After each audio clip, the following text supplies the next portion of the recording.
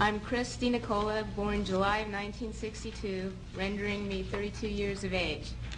I was a subject in radiation as well as mind control and drug experiments performed by a man I knew as Dr. Green. My parents were divorced around 1966, and Donald Richard Ebner, my natural father, was involved with Dr. Green in the experiments. I was a subject from 1966 to 1976. Dr. Green performed radiation experiments on me in 1970, focusing on my neck, throat, and chest, 1972 focusing on my chest and my uterus in 1975. Each time I became dizzy, nauseous, and threw up.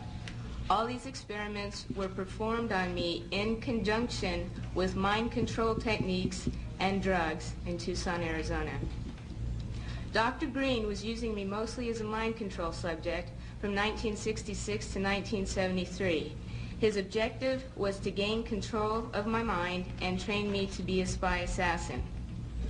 The first significant memory took place at Kansas City University in 1966. Don Ebner took me there by plane when my mom was out of town.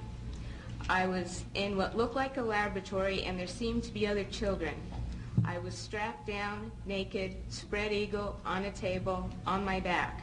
Dr. Green had electrodes on my body, including my head. He used what looked like an overhead projector and repeatedly said he was burning different images into my brain while a red light flashed aimed at my forehead. In between each sequence, he used electric shock on my body and told me to go deeper and deeper, while repeating each image would go deeper into my brain, and I would do whatever he told me to do. I felt drugged because he had given me a shot before he started the procedure. When it was over, he gave me another shot. The next thing I remember, I was with my grandparents again in Tucson, Arizona. I was 4 years old. You can see from this experiment that Dr. Green used trauma, drugs, post-hypnotic suggestion, and more trauma in an effort to gain total control of my mind. He used me in radiation experiments both for the purposes of determining the effects of radiation on various parts of my body and to terrorize me as an additional trauma in the mind control experiments. The rest of the experiments took place in Tucson, Arizona, out in the desert. I was taught how to pick locks, be secretive, use my photographic memory, and a technique to withhold information by repeating numbers to myself. Dr. Green moved on to wanting me to kill dolls that looked like real children. I stabbed a doll with a spear once after being severely traumatized, but the next time I refused. He used many pain induction techniques, but as I got older, I resisted more and more. He often tied me down in a cage, which was near his office. Between 1972 and 1976, he and his assistants were sometimes careless and left the cage unlocked. Whenever physically possible, I snuck into his office and found files with reports and memos addressed to CIA and military personnel. Included in these files were project, subproject, subject, and experiment names with some code numbers for radiation and mind control experiments, which I have submitted in your written documentation. I was caught twice, and Dr. Green ruthlessly used electric shock, drugs, spun me on a table, put shots in my stomach, in my back, dislocated my joints, and hypnotic techniques to make me feel crazy and suicidal. Because of my rebellion and growing lack of cooperation, they gave up on me as a spy assassin. Consequently, the last 2 years, 1974 to 1976, Dr. Green used various mind control techniques to reverse the spy assassin messages to self-destruct and death messages. His purpose? He wanted me dead, and I struggled to stay alive all of my adult life. I believe it is by the grace of God that I am still alive. These horrible experiments have profoundly affected my life. I developed multiple personality disorder because Dr. Green's goal was to split my mind into as many parts as possible so he could control me totally. He failed, but I've had to endure years of constant physical, mental, and emotional pain, even to this day. I've been in therapy consistently for 12 years, and it wasn't until I found my current therapist 2.5 years ago, who had knowledge of the mind control experiments, that I've finally been able to make real progress and begin to heal. In closing, I ask that you keep in mind that the memories I've described are but a glimpse of the countless others that took place over the 10 years between 1966 and 1976.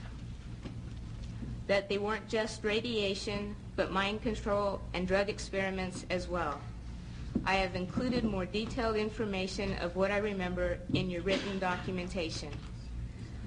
Please help us by recommending an investigation and making the information available so that therapists and other mental health professionals can help more people like myself. I know I can get better. I am getting better. And I know others can too, with the proper help. Please help us in an effort to prevent these heinous acts from continuing in the future. Thank you very much.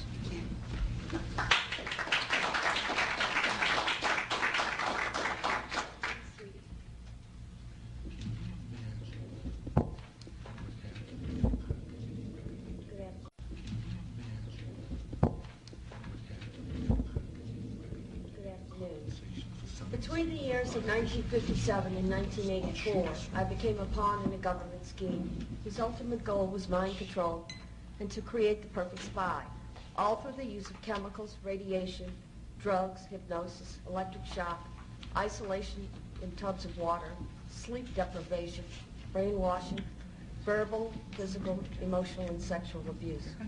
I was exploited unwittingly for nearly 3 decades of my life. And the only explanations given to me were that, quote, the end justifies the means, and, quote, I was serving my country in their bold effort to fight communism. I can only summarize my circumstances by saying they took an already abused 7-year-old child and compounded my suffering beyond belief.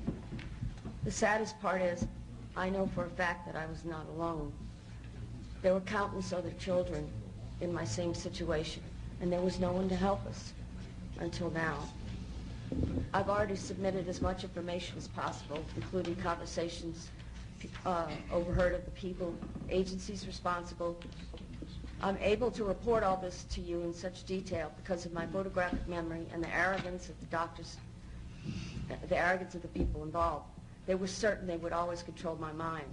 Although the process of recalling these atrocities is not an easy one, nor is it without some danger to myself and my family, I feel the risk is worth taking. Dr. L. Wilson Green, who claimed to have received $50 million from the Edgewood Chemical and Radiology Laboratory as part of the TSD, or Technical Science Division of the CIA, once described to Dr. Charles Brown that, quote, children were used as subjects because they were more fun to work with and cheaper, too. They needed lower profile subjects than soldiers or government people, so only young, willing females would do. Besides, he said, I like scaring them. They in the agency think I'm a god, creating subjects and experiments for whatever deviant purposes Sid and James can think up. Sid being Dr. Sidney Gottlieb, James, Dr. James Hamilton. In 1958, I was to be tested, they told me, by some important doctors from the society, or the Human Ecology Society. And I was instructed to cooperate. I was told not to look at anyone's faces and not to try hard not to ignore any names, as this was a very secret project. But I was told to be brave, and all these things would help me forget. Naturally, as most children do, I did the opposite and remembered as much as I could. Dr. John Gittinger tested me, Dr. Cameron gave me the shocks, and Dr. Green the x-rays. Then I was told by Sid Gottlieb that, quote, I was right for the big A, or meaning artichoke. By the time I left to go home, just like every time from then on, I would remember only whatever explanations Dr. Robert G. Heath of Tulane Medical University gave me for the odd bruises, needle marks, burns on my head, fingers, and even the genital soreness. I had no reason to believe otherwise. They had already begun to control my mind. The next year, I was sent to a lodge in Maryland called Deep Creek Cabins to learn how to sexually please men. I was taught how to coerce them into talking about themselves, and it was Richard Helms, who was deputy director of the CIA, Dr. Gottlieb, Captain George White, Morris Allen, who all planned on filming as many high government agency officials and heads of academic institutions and foundations as possible, so that later when the funding for mind control and radiation started to dwindle, projects would continue. I was used to entrap many unwitting men, including themselves, all with the use of a hidden camera. I was only 9 years old when this sexual humiliation began. I overheard conversations about a part of the agency called ORD, which I found out was Office of Research and Development. It was run by Dr. Green, Dr. Stephen Aldrich, Martin Orne, and Morris Allen. Once a crude remark was made by Dr. Gottlieb about a certain possible leak over New Orleans East involving a large group of retarded children who are being given massive doses of radiation. He asked, why was Wilson so worried about a few retarded kids? After all, they would be the least likely to spill the beans. Another time, I heard Dr. Martin Orne, who was the director then of the scientific office and later the head of the Institute for Experimental Research, state that, quote, in order to keep more funding coming from different sources for radiation and mind control projects, he suggested stepping up the amounts of stressors used and also the blackmail portion of the experiments. He said it needed to be done faster than to get rid of the subjects, or they were asking for us to come back later and haunt them with our remembrances. There's much more I could tell you about government-sponsored research, including project names, sub-project numbers, people involved, facilities used, tests, and other forms of pain induction. But I think I've given more than enough information to recommend further investigation of all the mind control projects, especially as they involve so much use of the radiation. I would love nothing more than to say that I dreamed all this up and need just to forget it. But that would be a tragic mistake. It would also be a lie. All these atrocities did occur to me and to countless other children, and all under the guise of defending our country. It is because of the cumulative effects of exposure to radiation, chemicals, drugs, pain, and subsequent mental and physical distress that I've been robbed of the ability to work and even to bear any children of my own. It is blatantly obvious that none of this was needed, nor should it ever have been allowed to take place at all. And the only means we have to seek out the awful truth and bring it to light is by opening whatever files remain on all the projects and through another presidential commission on mind control. I believe that every citizen of this nation has the right to know just what is fact and what is fiction. It is our greatest protection against the possibility of this ever happening again. In conclusion, I can offer you no more than what I've given you today, the truth. And I thank you for your time.